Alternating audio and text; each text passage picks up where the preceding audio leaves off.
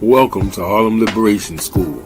We are a dynamic Black nationalist and Pan-Africanist organization headquartered in Harlem, dedicated to empowering Black people to, in the words of Brother Malcolm X, wake up, clean up, and stand up. Our mission is to equip you with the tools and knowledge needed to resist oppression and build thriving, independent communities. Here you'll find powerful Black political education, deep liberation theory, and historical insights that connect our past struggles to present-day solutions. Through many courses, engaging documentaries, and inspiring commentary, we provide actionable information designed to spark change. Join us for thought-provoking interviews with brilliant activists, educators, and institution builders as we unite to build a better future for Black people worldwide.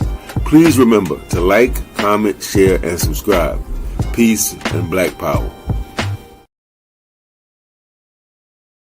Hey you, I know you digging Harlem Liberation School, all those interviews and those mini documentaries. Stop playing, you know Harlem Liberation School is fire. So what you need to do right now, if you're watching on YouTube, is click that red subscribe button. Share the video, add your comments, and click the notification bell.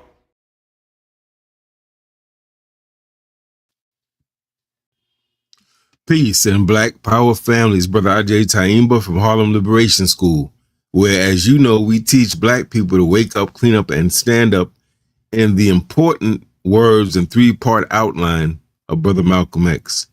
Well, family, it's good to be amongst you again.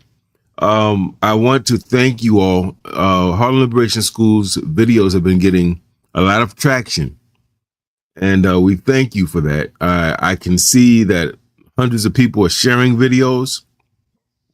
A lot of people are coming through and watching them.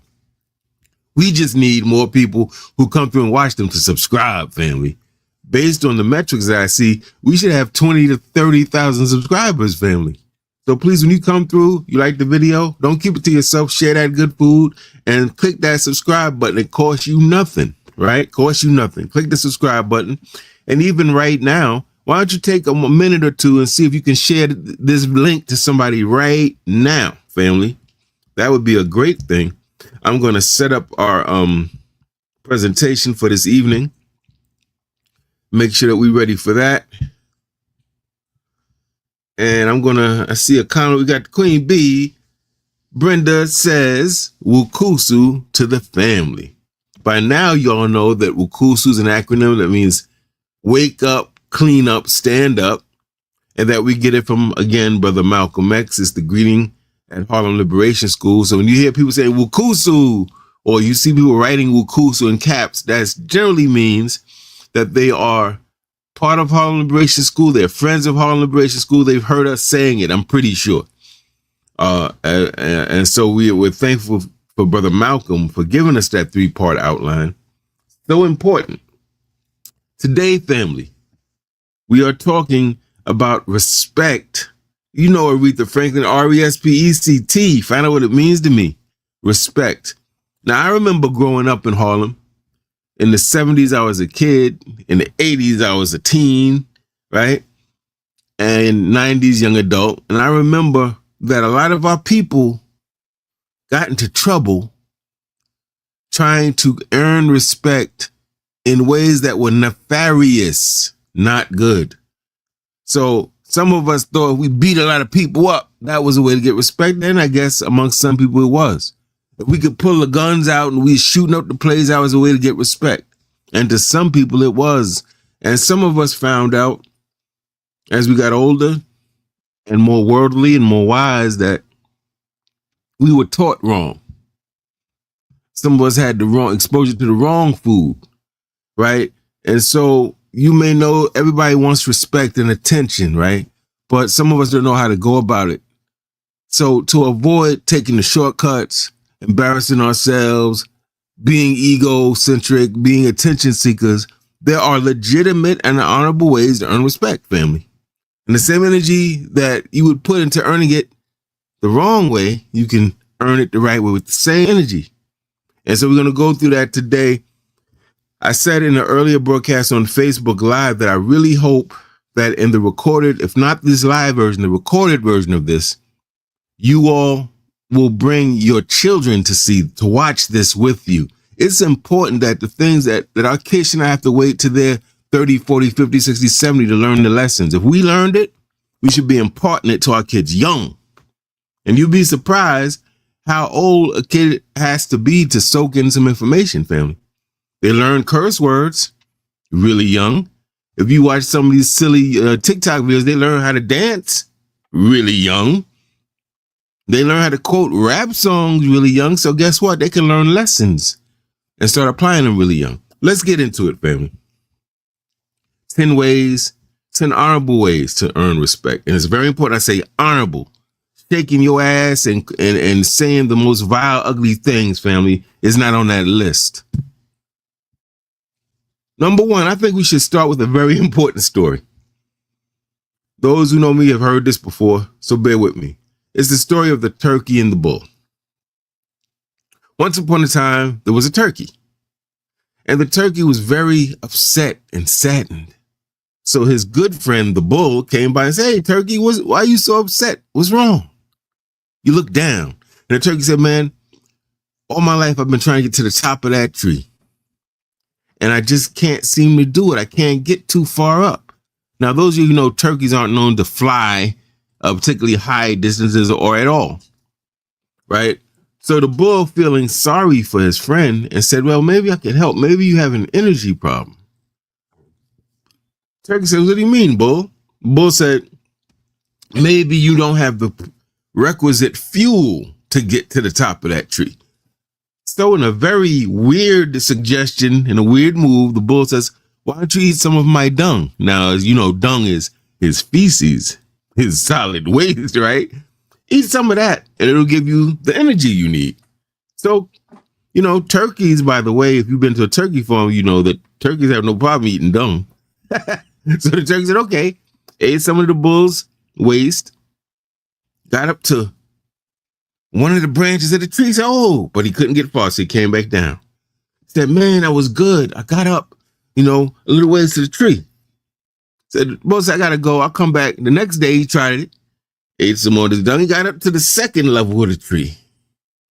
And then he said, "Man, if I had a little bit more of that dung, then I could probably get to the top." So the bull said, "Man, have at it. Do your thing." Turkey ate some more, took out all the way to the top of the tree and was celebrating. Unfortunately, it was like the week before Thanksgiving. So a farmer saw this huge turkey dancing on top of the tree, aimed this gun, pop, and shot the turkey right off the tree. The moral of the story is, bullshit might get you to the top, but it won't keep you there, family. You're going to need more than the bullshit. It's going to be more than how you look and all that. You're going to have some solid things that keep you there, right? And that's what the purpose of this is. We don't want to be, because I know a group of people who I'm not going to name on this show who had to go to other people's native lands and take people from there, kidnap people, rape people, steal their labor, couldn't do their own work, couldn't come up with their own original ideas, had to steal people's dance forms and artistic forms and all types of stuff. Religious practices, it's crazy. We don't want to be like them. We want to be people who can stand on our own too. So step one, and these are not in any exact order, family. Just had to order them number them for ordering purposes. Number one, honorable way to develop respect, develop expertise in an area of your choosing. You into painting, develop expertise in that. Know the history of it. Know important people, pioneers in it. Know different ways to create it and whatever. It could be anything. It could be education, writing, filmmaking. It could be anything. Interior design. It could be construction. It could be anything. But one definite way to earn legitimate respect is when you can stand on your own and you can give people an expert opinion on something because you've done the proper study and you have the proper experience in it. And again, this is anything you want. This is not on some what to do. It's your interest. It could be dance. It could be anything. Because somewhere in the world, there are people who want to know what you know. Right? So that's very important. Develop expertise in an area important to you. We can't stop with the expertise. You can't see, because some people just get knowledge as expertise, but we got to take the next step. Share your knowledge with the community. How do you do that? You create a body of work related to your expertise. Well, what does that mean? Let's say that you're a person like Catherine Dunham, who's this pioneering figure in terms of African dance in our history, right? So she goes to Africa, different studies with different masters of dance. She comes back. She has expertise. She's studied. She's practiced. She knows how to do it. But she starts developing schools. She starts teaching people. She starts having films and videos, and people can now see, oh, Catherine Dunham, how she does this dance. And so when I was coming up and we go to African dance classes, a lot of those dances that we do even to this day come through Catherine Dunham, who brought a lot of those dance traditions and rhythms and steps from the motherland and brought it here, and it's circulated all over the country, right? So it's very important. Just like your area of expertise, a body of work can be created around anything. Case in point, Dave Chappelle's a comedian. He's not necessarily like some type of a political activist, but he has a body of work. How so? He has all of these comedy specials that are recorded, right? I'm sure he probably has DVDs, which are kind of old fashioned now. But if you go all over YouTube, you'll see Netflix and all these places, movies. He has credit. His name is credit on movies he's written. He's appeared in movies. He has a body of work. That is important because it establishes you as a person who knows what they're talking about. It doesn't mean you're infallible and you perfect. It doesn't mean that other people don't know what they're talking about. But it means you got a body. You did more than just talk. You're doing more than just talking. You're doing more than just, this is what I think. You have a body of work. So you don't even have to be in a person's presence. They could go read your book, watch your film. You feel me? Look at your art. If you do a photographer, you have a portfolio or an artist. So a body of work can manifest in a whole lot of different ways, right? People who are athletes would have things like films of their games, you know, so that coaches, people who are interested in scouting you, they're going to look at your films. They're going to look at your films, running backs, point guards, whatever you do, right? Body of work, very important. You know why else this is important is because one day you will not be here. And when you create, if people have to rely on Agyei for political education, oh, good luck, because I won't be here one day. I'll be in a whole nother dimension with my ancestors. But if I create a body of work, you don't have to be in my presence. I don't have to be there. Your great-great-grandkids can read a book, watch a video, go to a school. You see, create a body of work, family. And body of work includes not just documents like videos and books, and it includes institutions. Build institutions. You feel the community is lacking spirituality, Black liberation theology, build a church. Build something that's going to feed the people.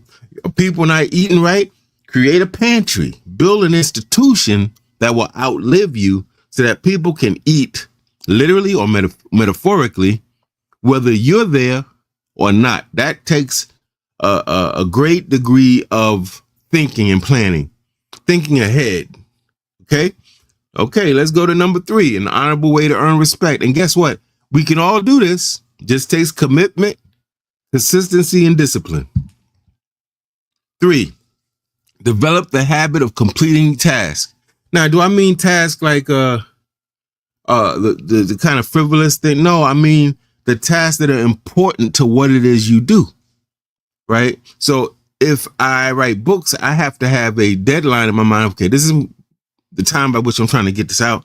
These are the things that I need to have an outline. I need to think about who I'm getting this to. I need to research that. I need to know where I'm sending it. I need to have my literary agent complete those tasks, family. Don't wait on that because time will go by, right? So get into, and that's a habit. That's not something people come out the womb and they just complete tasks. That's something that you have to work at. And this means when you don't feel well, when you feel great, when you got 2 days of rest, when you got 3 hours, 4 hours, You have to complete certain tasks in order to what? Develop that expertise, to know what you're talking about, and to build that body of work, right? At a high level. Number 4. And by the way, any questions or comments, throw them in. I'll do my best to recognize them, put them up, and address them. This does not have to be a one pony show, so to speak. Number 4, very important. Don't be transactional. By that, I mean, when you go to the store, let's say you're going to get a carton of milk. You got the money. You go in, I get a carton of milk. You get the carton of milk. You pay the person money. You get your carton of milk. It's transactional. There's no love. There's no, people don't necessarily respect you. You know, that's the extent of that relationship is you gave something to get something. And that's it.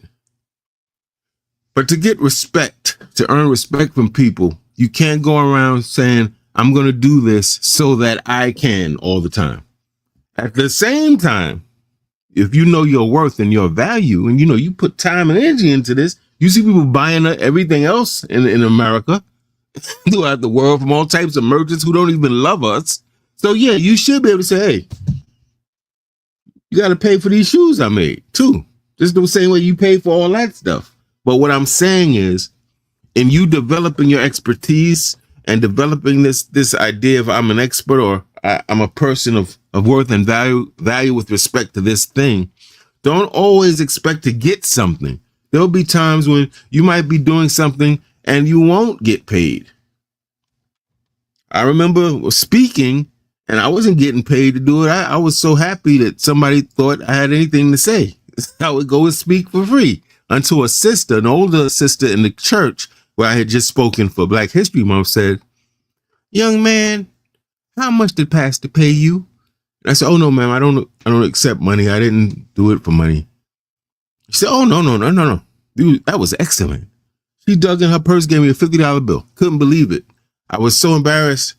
I could just see my mother saying, you better give that lady her money back. I said, I can't accept that, man. She said, if you don't accept this money, I'll be very much feel disrespected. She just about put me in a chokehold to take that money. My point was, don't go expecting, you don't do stuff to get something from it. Sometimes what you're getting from it is a feeling of helping. Sometimes what you're getting from it is experience, right? So think of it that way. Don't be one of these people you got to always, you figure out, well, if I do this, what am I going to get? And because you're going to blow a lot of great opportunities, you're going to create a lot of resentment and bad feelings from people. It's like, man, this sister only come around. They only got when they getting something. What type of ish is that? You know how people talk about you. What type of ish is that? People have to be able to depend on you and know that you're right and exact, that you're coming for real. And one of the ways you demonstrate that is don't get too caught up in the transactional piece. The money will come. You'll have to do some sacrifice. You get some experience. It'll come, family. Have faith. But don't be a money grubber. Number 5, one of the biggest ways you can earn legitimate respect from your community, even your enemies. I want to say this. These 10 things are so powerful that even people who don't like you are going to respect you. Even if they don't like you, they're going to respect you. And trust me, you're going to find in life, if you're doing things right, there'll be a lot of people who don't like you because they got insecurities, but they're going to respect you, right? They're going to respect the way you do that hair. They're going to respect the way you do the nails. They're going to respect the way that you do your comedy show, the way you do your art, the way you do your film, your books, your lectures, whatever you do. Right? Number 5, create solutions to problems. Right now, with the election of your boy, whose name I shall not mention, Black people are in a precarious position. Now, we know white people or certain elements of them have been oppressive to our people for millennia. Right? So part of us is like, man, here we go again. What are we going to do? This guy got control of all the branches of government. There's a lot going down with this guy, man. The announcements he's making on TV doesn't look good for us. And there'll be a tendency to be afraid. And that's a legitimate emotion, family. Don't be embarrassed if you're afraid. I've been afraid and we've all been afraid. It's just that the leaders in our community push past their fears. That's all. They don't want to get fired, kept out of getting employment, assassinated, imprisoned, talked badly about, people misunderstanding them. But they say, hey, if that's what it is, that's what it is. We gotta move ahead in this society, in our lives.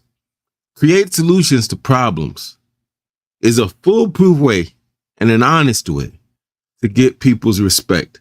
And again, you're going to notice this is not a pigeonhole situation.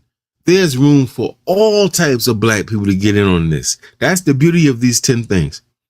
So if you are a person who, I want to use the queen, but I don't want to like give up her idea. I don't want to get to her idea. But let's say you're a person that, for instance, there was a brother. They had elevators, but the problem was the timing of when the elevator came to a floor and when it took off and the doors closing wasn't coordinated. So a lot of people were getting on elevators and trying to get on and getting closed in between the doors, getting seriously injured or being dragged up to another flight in the elevator. But a brother came up with a timing mechanism that made sure that when you got on the elevator, you could do something, the doors would stop. It wouldn't take off to the other floor and all these things. He saw that there was a problem and he came up with a solution. Or John Matelizer, right? There was people would make, back in the days, they made shoes by hand. All shoes were made by hand. Today we say, oh, my handmade shoes. Back then, that was all that was made, with handmade shoes. He said, man, it takes a whole really long time to make shoes by hand because you had to sew the sole on to the shoe, right? He came up with a machine to sew the sole onto the already existing shoe, right? Therefore, he quadrupled the amount of shoes that a shoe factory could make in a day, right? He had a solution to a problem. George Washington Carver, he did more than discover the peanut. He actually helped the Southern farmers. The Southern farmers were growing the same crops, right? In a patch of land, and didn't understand that when you grow those crops are taking nutrients from the soil. The soil is now barren. So if you grow the same crops, then what happens is you take all the nutrients out of the soil, and the soil is now of no use. It's no longer arable. You can't use it to grow crops. So what he told me to do is you have to rotate crops. And he said, and in fact, there's certain crops, if you plant them, will help your land, right? So he helped people using the peanut and the soybean and other crops to replenish the nutrients in the soil, and taught them the science of, you don't just plant something. You got to think about what nutrients you need for this and what you have to put back, and how you make sure that you don't completely deplete the nutrients in this soil. This brother was so bad, family. He said, and he was intuitive. He said he could hear the plants talking to him, family. He wasn't crazy. He was just that he was in touch with agriculture, with nature. Create solutions to problems. Booker T. Washington famously said that the world will beat its way to the man or woman that can build a better mousetrap. Look at that, a mousetrap. We don't think of that as being something extravagant or exotic. But his point is, if you could do something to help solve people's problems. I went to college. There's a brother named Ike. His father, they were from Atlanta. He gave me these razors for free all the time. I said, what is this, bro? He said, oh, these are special razors. My father invented them. He said they're for black men, and they had this foil on them and all this stuff. He said that if you shave with these, you won't get ingrown hairs, and therefore you won't get razor bumps, right? So think about all the things you use, and think about there was a time when those things weren't there. And innovative, creative people had to have the vision to say, that's an opportunity for me to solve a problem, right? And so people stepped in and did that. If you can solve problems, and mind you, this could be with physical objects. This could be, I think we just saw a video about a brother, a young brother who allegedly has found a way to take plastic and turn it into fuel you could use for like cars and stuff. These type of things will always make you an important person in society. People have to respect that, right? So think about that. Think about when you see situations, what are the problems? But don't stop with the problem. Be more analytical. Say, what would make this better? How could we make this better? Steve Jobs. Think about before Steve Jobs. I remember when we had these typewriters. You had to have white out when you made a mistake, or you had to do the whole thing over. And people like Bill Gates and Steve Jobs made these personal computers, because prior to them, computers took up 4, 5, 6 huge rooms in an office building. They were huge contraptions that you couldn't possibly bring home. They took the power of a computer, made it much faster, and put it right in your hands. And now we even have laptops. Well, Steve Jobs said, wait a minute. What if I could make a device that could play music, play video, you could do computing on it, right? And you could use it as a phone, right? Bill Gates said, what if I could take this complex computer language and make it just Windows? You could use a mouse and you could navigate stuff and don't have to know BASIC or Fortran computer language to operate the computer. So they created solutions to problem. I cannot stress this enough. This is very important. And we can do this politically. If we see people are teaching things that are not right and exact or inaccurate, or that cause us to waste time and money, cause us division, and we say, oh, no, I think there's a better way to approach this. It doesn't always have to be things. It could be ideas, the way we think about something, right? So we have people that were pioneers with astronomy, people that were pioneers with geography. People thought the earth was flat. I ain't going to tell you what people thought the earth was flat. And then people came and said, no, the earth ain't flat, family. You're wrong. That's it. You see? So it's very important we have people that are innovative, family, is what we're getting at. Be innovative. Solve the problem. While the other people complaining, you should be thinking about what can we put here that could change this? Not only could it be lucrative, but it can change the world and make people's lives better. Raise the quality of life. Number 6, that all important C word. Demonstrate commitment. Commitment. Denzel famously said at the NAACP Image Awards that you don't start anything without commitment. Without commitment, you don't start anything. Without consistency, you don't finish anything. Commitment. We often confuse this with different things. Commitment means that you are prepared to stay in there, to hang in, no matter what happens. That you're pledging your resources, your time, your energy to a person or to an idea or an institution, right? So when people see people talk and do this stuff all the time, but the people that get respected are people that say, whoa, I knew this brother back in 1981. He was talking about nationalism then. And I seen him get these college degrees. I seen him go to these different institutions. I seen him working these different jobs. I seen him create institutions when he was getting paid and when he was getting attention and when he was getting no money and no attention. He or she is what? Committed. Why is commitment so important? That we demonstrate, get into the habit of being committed. Because it distinguishes you from 99.9% of people on the planet Earth. Everybody wants better. Everybody wants to be smarter. Everybody wants respect. Everybody wants people to recognize, hey, how you doing, so-and-so? Right? But everybody's not prepared to do the work to earn that. When you're committed, you stand out from everybody else. Because it means that everybody else was only there when things were good. Only there when the person leading it was fine. Only there when it was trendy, that you stayed the course. And therefore, when people demonstrate commitment, we can what? Trust them. We tend to say, this person's been here all this time. The good and the bad. When the money was in, when it wasn't, when we were struggling, I think I can trust them. I don't think they're here just to benefit, because there have been times they were here and they had to give up stuff. They wasn't just getting, they were giving. Commitment is a game changer.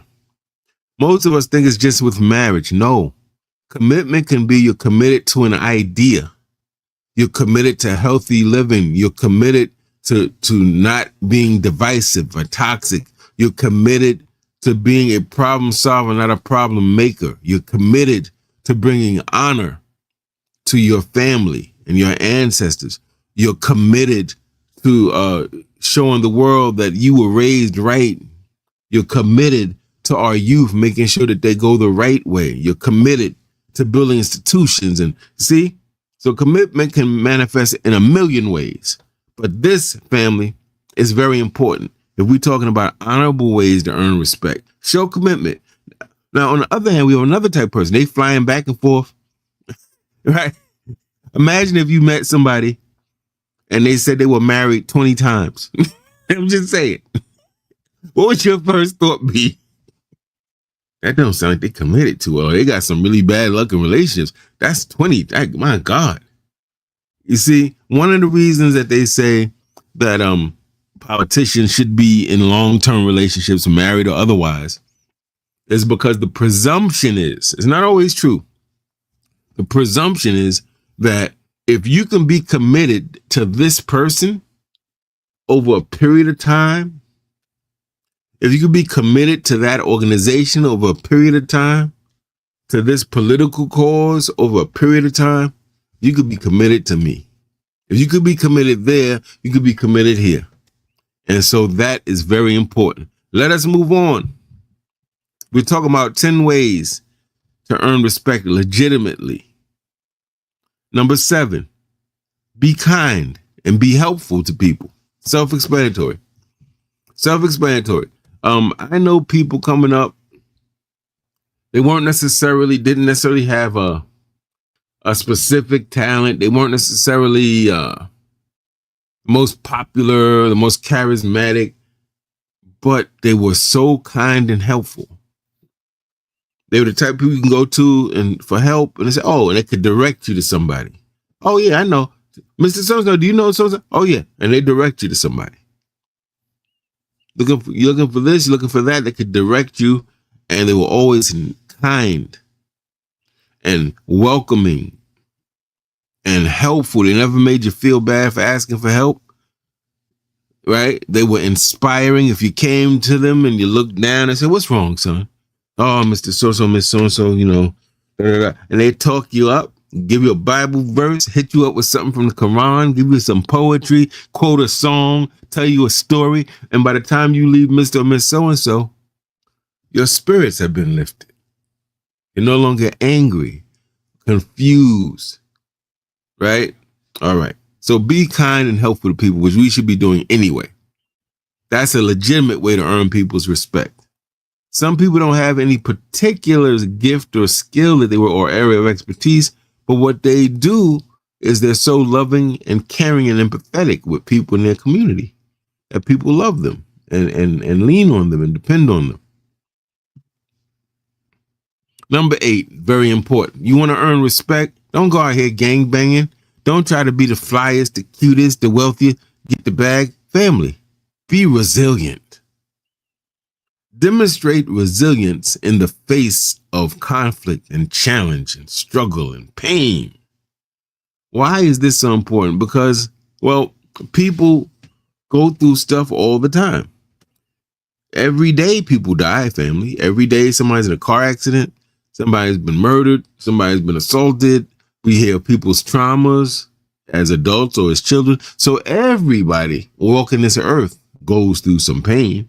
Now, there may be different levels of it, but everyone goes through it. There's nobody on this earth that can win the Olympics of pain, and we shouldn't even compete about who got the most pain. Pain is pain, right?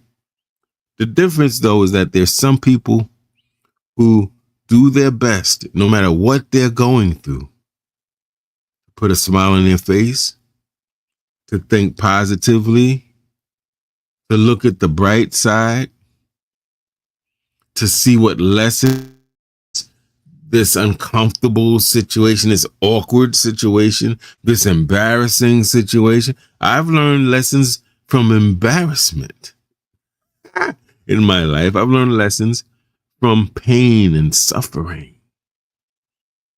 I've learned lessons just by listening, shutting my mouth, not trying to talk all the time, and listening to people and observing people. But one big characteristic of people that we respect are those that we know, man, she's been through it and still here. I think one of the reasons and there's a lot of reasons, but one reason people love Brother Malcolm X is his story. When you read the autobiography, watch the films and the documentaries, and you hear his speeches, and you realize, wow, here's a guy who as a kid was a child when his father was murdered by racists, right? Who then tried to act like he killed himself. Here's a child who had to deal with his mother having a breakdown, raising all these children, I think 9 children. The husband's no longer there. She was a stay-at-home mom. So it was rough economically. She had a breakdown. Then the state comes in, removes the kids, pronounces her crazy, sends her to a psychiatric ward, and then parcels all these children out to foster homes. Family. So just think about how rough that is to be disconnected, displaced from your home and disconnected from your family, including your mother. Your father's killed and now your mother's gone. And then you get into the streets. They taught you right because they taught you Garveyism because they were Garveyites. But life happened. And now you in the streets, you doing ABC, you doing a little bit of pimping, doing a little bit of selling drugs, using drugs, telling white sailors where they could meet black prostitutes. Your life takes a left turn. Then you're in jail. You breaking in people's homes. And yet you come through all of that, things that would have absolutely crushed other people. And we would have never heard from him again. But Malcolm dealt with all that and came out sharper and stronger and has become one of our most revered and emulated and respected and beloved ancestors, family. I don't know too many people that are in the black nationalist, Pan-Africanist movements or have those revolutionary sort of ideology who don't, at some point in their life, credit, hey, man, I read Malcolm X Speaks. I saw this speech. I read autobiography. I mean, millions of people, right? So demonstrate resilience. Stop the complaining over every little thing and instead adopt a gratitude attitude. When you're tempted to complain, family, instead of complaining, say, well, I may have gone through this medical calamity, but at least I had insurance. I may not have money to get 125,000 different presents for everybody for Christmas or Kwanzaa, but I have enough to pay my bills. Gratitude attitude, family. The gratitude attitude helps to develop resilience. And we as Africans, new Africans, black people, need to be resilient because we live, if you're in the United States or any place in the world, we typically occupy environments that are hostile, that are resentful and toward us. So we must be tough, resilient.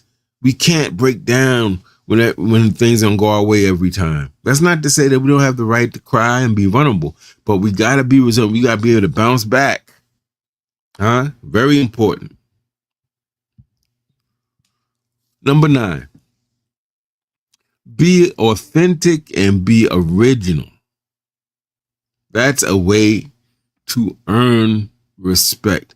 Think about the people you knew growing up or some friends you have, and there was a guy or a sister on the block or in your neighborhood that kind of dressed a little different. They spoke a little different. They had interests that weren't like everybody else.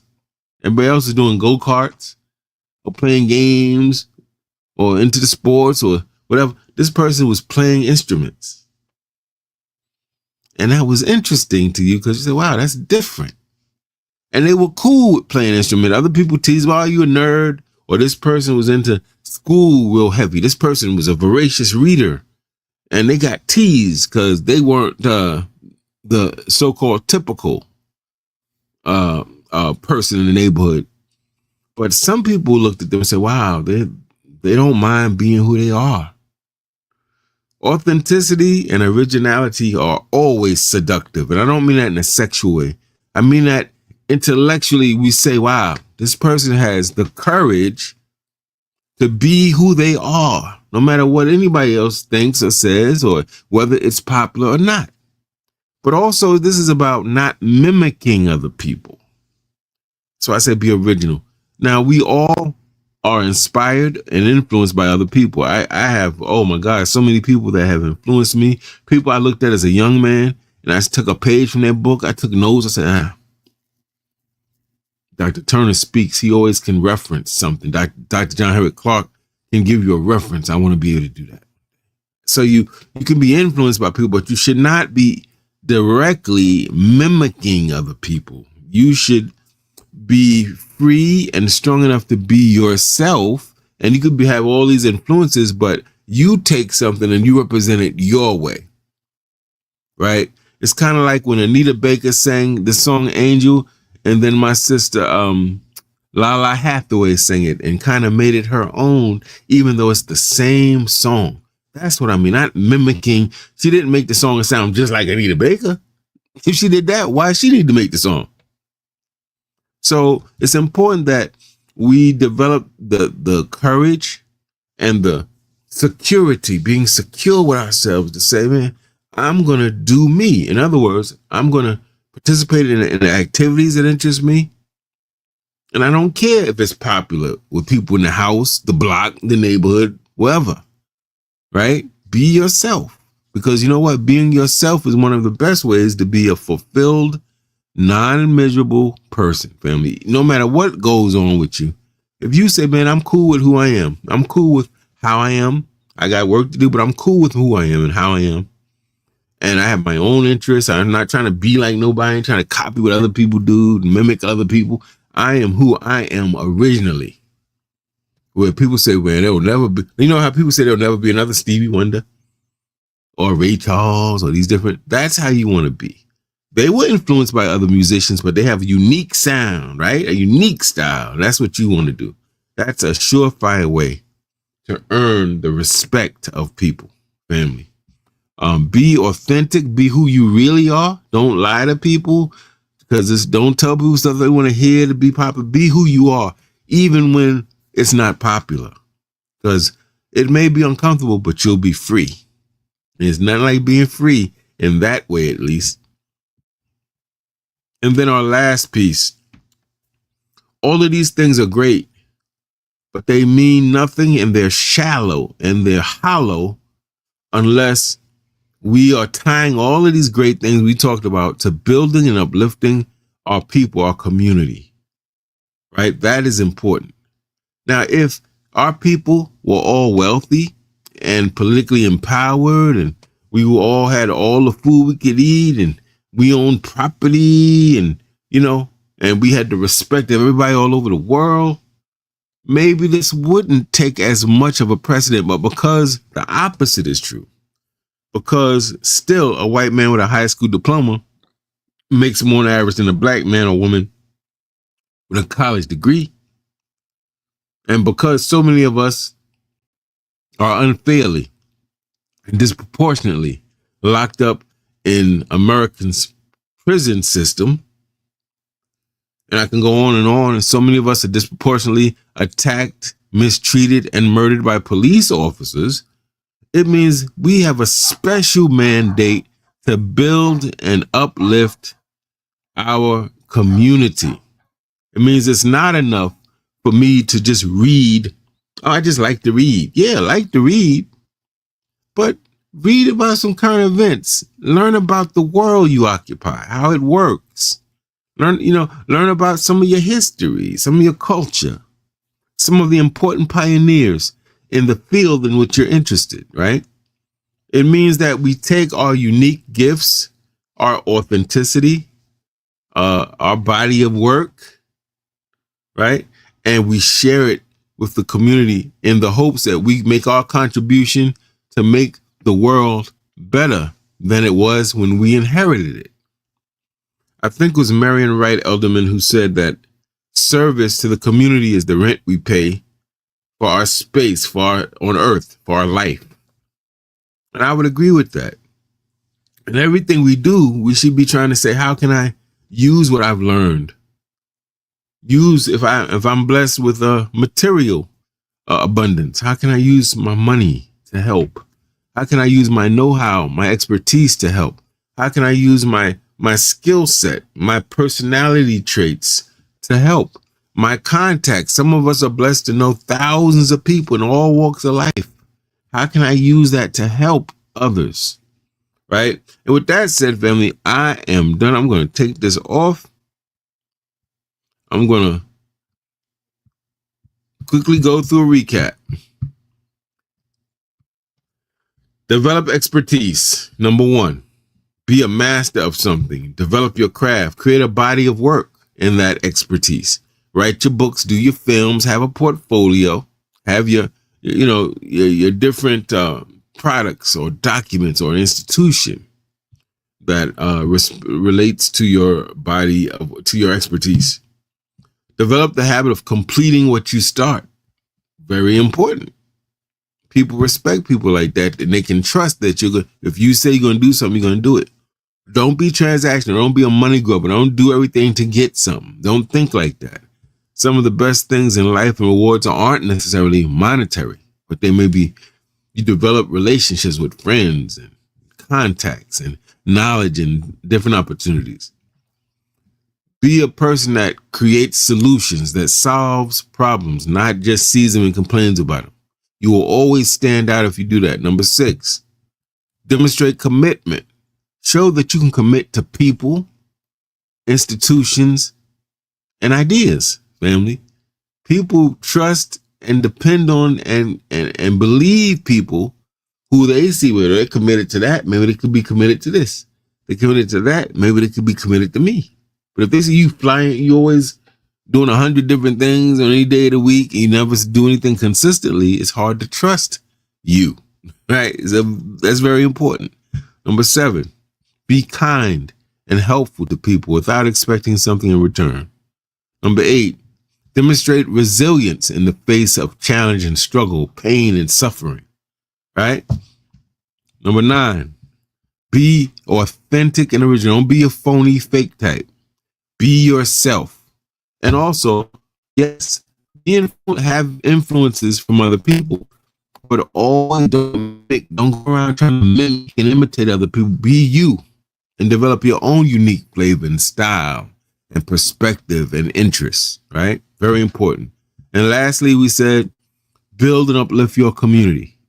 We always going to respect people. They don't have to be perfect. We don't have to agree with everything they say, but we respect people who are out here doing things to help our kids, our elders, our people who are sick, our people who are ignorant, our people who've been miseducated, our people who don't have political power, who are not eating, right? Who are homeless. We got to respect those people because they're providing a service, right? That's important to our community. So with that said, family, thank you very much for listening. Please share, keep watching, give me your comments in the description section. And thank you so much, family. Peace and Black power. We will win. I don't care what nobody say. We got this, family. We got to believe in ourselves. Thank you. Peace.